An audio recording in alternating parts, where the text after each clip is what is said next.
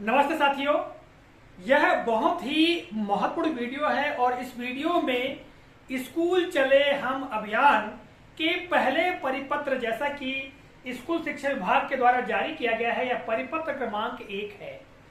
और आपने देखा भी होगा इस वीडियो की विषय वस्तु में, थंबनेल में, कि 16 जून से एम शिक्षा मित्र ऐप के माध्यम से अटेंडेंस लगानी है, साथ ही जो पुस्तक प्राप्ति है उसे भी दर्ज करना है।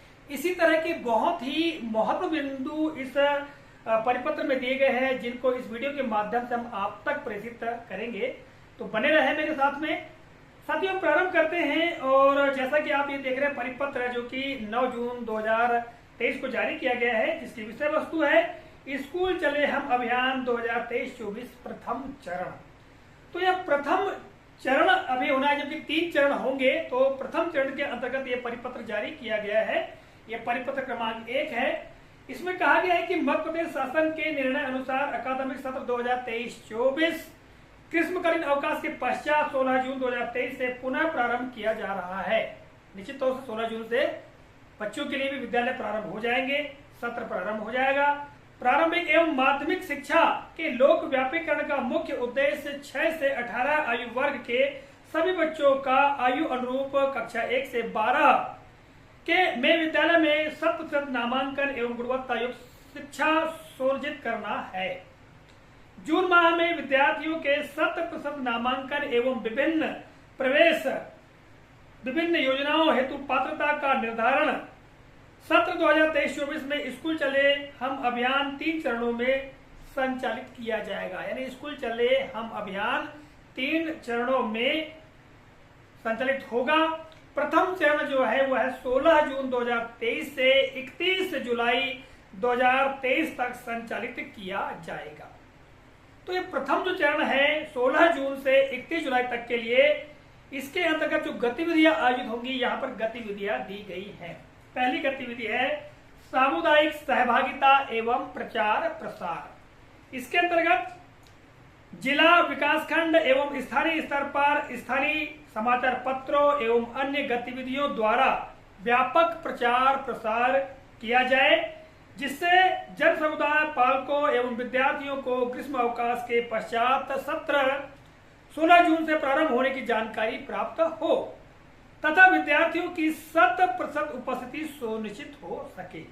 तो प्रचार प्रसार करना है, जैसा कि बताया गया, स्थानीय समाचार पत्र या अन्य बहुत सारे माध्यम हो सकते हैं, दीवार लेखन हो सकता है, नारे लेखन हो सकता है, रैलियां हो सकता है। तो इनके माध्यम से व्यापक प्रचार प्रसार करना है। दूसरा बिंदु है इसी के अंतर्गत शाला प्रबंधन समिति की बैठक। तो साथियों, बैठक किस तारीख को करना यहाँ पर दिया गया है, 16 जून 2023 को प्रत्येक विद्यालय में शाला प्रबंधन समिति अर्थात SMC या शाला प्रबंधन एवं विकास समिति SMDC की बैठक का आयोजन किया जाए। कब करना है? 16 जून को। ठीक है। और इसमें आगे कहा गया है कि जिसमें उपस्थित सदस्यों को अप्रैल माह में छात्रों के नामांकन, उपस्थिति, छात्रों की उपलब्धि स्तर तथा सत्र हेतु अध्ययन अध्यापन की प्रस्तावित कार्य योजना पर विस्तृत चर्चा की जाए। तो ये सामुदायिक सहभागिता में व्यापक प्रचार प्रसार के अंतर्गत ही है। इसी के अंतर्गत तीसरा बिंदु है कि बाल सभा का आयोजन। देखिए, 16 जून को SMC या SMDC की बैठक होगी और 17 जून को यहाँ पर लिखा है दिनांक 17 जून 2023 को बाल सभा का आयोजन किया जाए। बाल सभा में माँ की बगिया के बारे में आपको जानकारी होगी। ठीक है, पिछले कई वीडियोस में हमने बताने का प्रयास भी किया है। एवं विद्यालय परिसर तथा कक्षों की स्वच्छता तथा साज सज्जा की जाए। निश्चित तौर से ग्रीष्मकालीन अवकाश के दौरान विद्यालय में काफी धूल वगैरह जम गई होगी, तो सारी व्यवस्था को करना है, इस बारे में बताया गया है। इसी के अंतर्गत अगला बिंदु है पालकों से चर्चा। तो पालकों से चर्चा के अंतर्गत क्या करना है, यहाँ कहा गया है कि माह जून के तृतीय सप्ताह 19 जून से 26 जून के मध्य स्थानीय परिस्थिति अनुसार यथासंभव कक्षावार पालकों, विद्यार्थी के माता पिता दोनों को आमंत्रित किया जाए। सम्मेलन में प्रत्येक पालक के बच्चे की शैक्षणिक स्थिति, शैक्षिक स्तर, विद्यार्थी की रुचि एवं नियमित उपस्थिति के साथ साथ शैक्षणिक कैलेंडर अनुसार वर्ष में होने वाली गतिविधियों से अवगत कराते हुए उनसे आवश्यक सहयोग की अपील की जाए। तो पालकों से चर्चा करनी है, माता पिता दोनों से चर्चा करनी है, जैसा इसमें बताया गया है। दूसरा बिंदु आता है फिर प्रवेश उत्सव एवं शाला की प्रारंभिक तैयारी। तो प्रवेश उत्सव भी मनाया जाना है। अब यहाँ जानकर देखिएगा, पहला बिंदु है 16 जून 2023 को प्रत्येक प्राथमिक माध्यमिक विद्यालय में प्रवेश उत्सव मनाया जाए एवं विशेष भोज यानी मध्याह्न भोजन का आयोजन किया जाए। 16 जून 2023 को सत्र 2022-23 में कक्षा 1 से 4 तक अध्ययनरत छात्रों को कक्षा 2 से 5 एवं कक्षा 6 से 7 में अध्ययनरत बच्चों को कक्षा 7 से 8 में पात्रता अनुसार प्रवेश देकर प्रोफाइल अपडेट की जाए। कक्षा 5 एवं 8 में अध्ययनरत बच्चों को कक्षा 6 तथा कक्षा 9 में प्रवेश दिया जाए। कक्षा 9 से 11 तक अध्ययनरत छात्रों को कक्षा 10 से 12 में प्रवेश दिया जाए। तो ये प्रवेश से संबंधित जानकारी दी गई है और एसएमसी या एसएमडीसी की बैठक के साथ साथ प्रवेश उत्सव भी मनाया जाना है प्राथमिक और माध्यमिक विद्यालयों में, जैसा कि यहाँ जानकारी दी गई है। आगे दूसरा जो बिंदु है इसी के अंतर्गत गृह संपर्क अभियान। तो गृह संपर्क अभियान के अंतर्गत करना क्या है? गृह संपर्क अभियान के अंतर्गत जिले को शाला से बाहर लक्षित बच्चों का सर्वे 10 जून 2023 तक अनिवार्यता कर लिया जाए। यानी इनका जो सर्वे है वो 10 जून 2023 तक हो जाना चाहिए। सर्वे में शाला प्रवेश हेतु चिन्हित एवं शाला में दर्ज परंतु पोर्टल में अनमैप्ड बच्चों को दिनांक 16 जून 2023 को प्रवेश दिया जाकर पोर्टल पर मैप किया जाए। तो पोर्टल पर मैप करना है।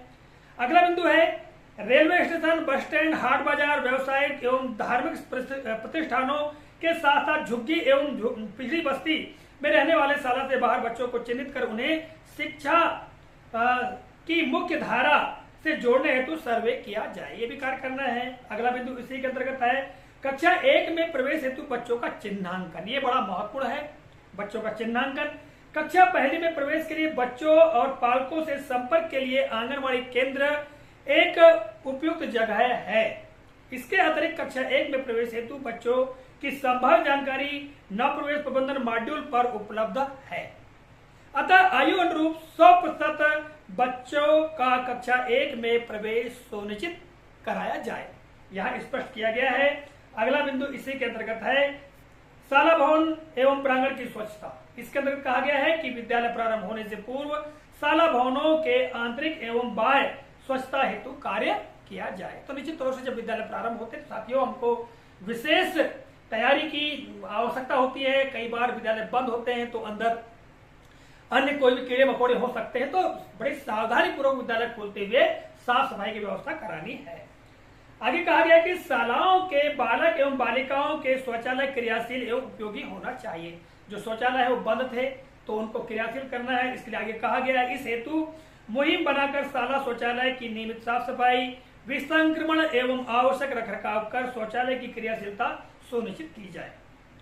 शाला शौचालयों की नियमित साफ सफाई हेतु ग्राम पंचायत अथवा स्थानीय स्तर से अन्य मद से सफाई कर्मी की व्यवस्था तथा सफाई सामग्री की उपलब्धता सुनिश्चित की जाए।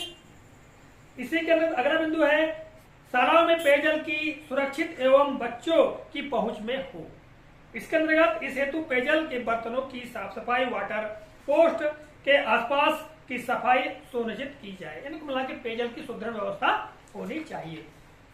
आगे कहा गया है कि ब्रिज कोर्स के लिए चिन्हित बच्चों हेतु राज्य शिक्षा केंद्र के पत्र क्रमांक यहाँ ब्रिज कोर्स के लिए कहा गया है। ठीक है, ये बिंदु है। इसके पश्चात जो हाई स्कूल हायर सेकेंडरी बच्चों के लिए व्यावसायिक शिक्षा, ट्रेड में प्रवेश, ठीक है। इसके आगे छात्रावासों में प्रवेश, ठीक है। तो ये कुछ विद्यालयों में हो सकता है कि तो अधिकतर जो विद्यालय है उनमें छात्रावास से संबंधित जो प्रवेश है नहीं होना है। तो इनको आप जो है जो दिशा निर्देश दिया गया है इस दिशा निर्देश से अध्ययन कर सकते हैं। इसी तरह आगे बाल स्वराज पोर्टल में चिन्हित बच्चों की मुख्य शिक्षा की मुख्य धारा में लाने हेतु राज्य शिक्षा केंद्र के पत्र क्रमांक, यहाँ पत्र क्रमांक दिया गया है के अंतर्गत बाल स्वराज पोर्टल में दर्ज कोविड-19 बाल सेवा योजना के हितग्राहियों की सूची का सत्यापन करते हुए उनके प्रवेश हेतु समुचित कार्रवाई की जाए। तो ये दिए गए थे बिंदु। तीसरा महत्वपूर्ण बिंदु है कि एम शिक्षा मित्र से विद्यार्थियों के नामांकन की ट्रैकिंग। साथियों यह बहुत ही महत्वपूर्ण है। जैसा कि हमने प्रारंभ में आपको बताया कि प्रत्येक स्कूल के प्राचार्य, प्रभारी प्राचार्य, प्रधानाध्यापक अथवा स्कूल प्रभारी द्वारा 16 जून 2023 से प्रतिदिन एवं शिक्षा मित्र ऐप पर शाला में उपस्थित विद्यार्थियों की संख्या एवं शिक्षकों की उपस्थिति दर्ज की जाए। विद्यार्थियों की और शिक्षकों की उपस्थिति संस्था प्रमुख के द्वारा की जानी है, दिशा निर्देश में स्पष्ट रूप से कहा है। आगे कहते हैं कि ताकि सत्र प्रारंभ होने की स्थिति की नियमित ट्रैकिंग हो सके, सत्र 2023-24 में सालावार प्राप्त पुस्तकों की ट्रैकिंग निःशुल्क पाठ्य पुस्तक ऐप के माध्यम से की जाए। तो निःशुल्क पाठ्य पुस्तक जो ऐप है उसके माध्यम से भी ट्रैकिंग करना है। इसी के अंदर अगला बिंदु है कक्षा 1 से 8 एवं कक्षा 9 से 12 में अध्ययनरत छात्रों को प्रवेश पंजी में दर्ज किया जाए।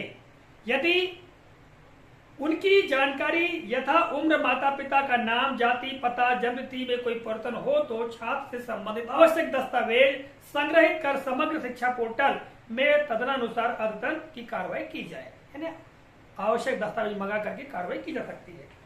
अगला बिंदु है कक्षा 5वीं से 6वीं एवं कक्षा 8वीं से 9वीं में ट्रांजिशन लॉस को रोकने के लिए कक्षा 5वीं एवं 8वीं से उत्तीर्ण छात्र छात्राओं का अभिलेख यानी स्थानांतरण प्रमाण पत्र आदि निकटस्थ माध्यमिक या हाई स्कूल के प्रधानाध्यापक प्राचार्य को हस्तांतरित किया जाएगा एवं उनकी जानकारी संबंधित छात्र एवं उनके पालक को दी जाएगी ताकि उक्त छात्र उन शालाओं में नामांकन करा सके।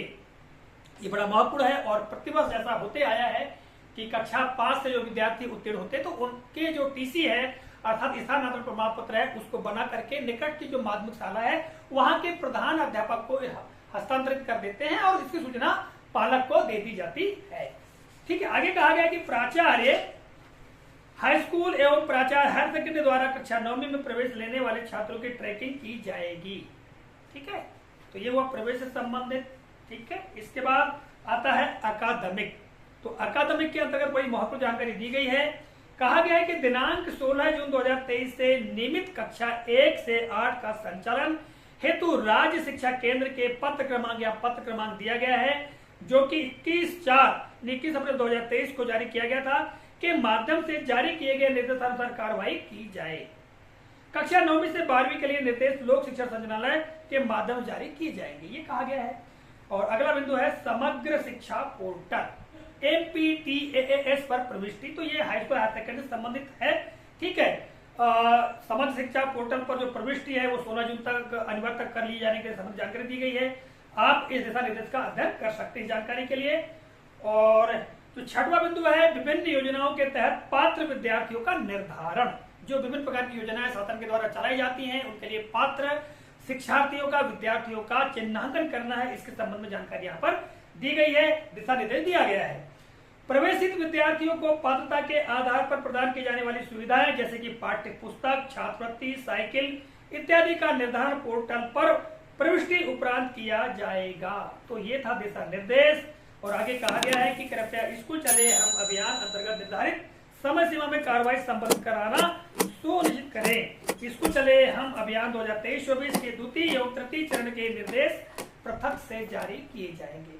तो यह स्कूल चले हम अभियान के प्रथम चरण का निर्देश था जिसके अंतर्गत इतने सारे बिंदु दिए गए थे जिनको इस वीडियो के माध्यम से हमने आप तक प्रेषित किया है। आशा करते जानकारी उपयोगी लगी होगी और निश्चित तौर से हम इन दिशा निर्देशों का पालन करते हुए क्रियान्वयन अवश्य करेंगे। तो मिलेगा अगले कालखंड में, तब तक के लिए जय हिंद।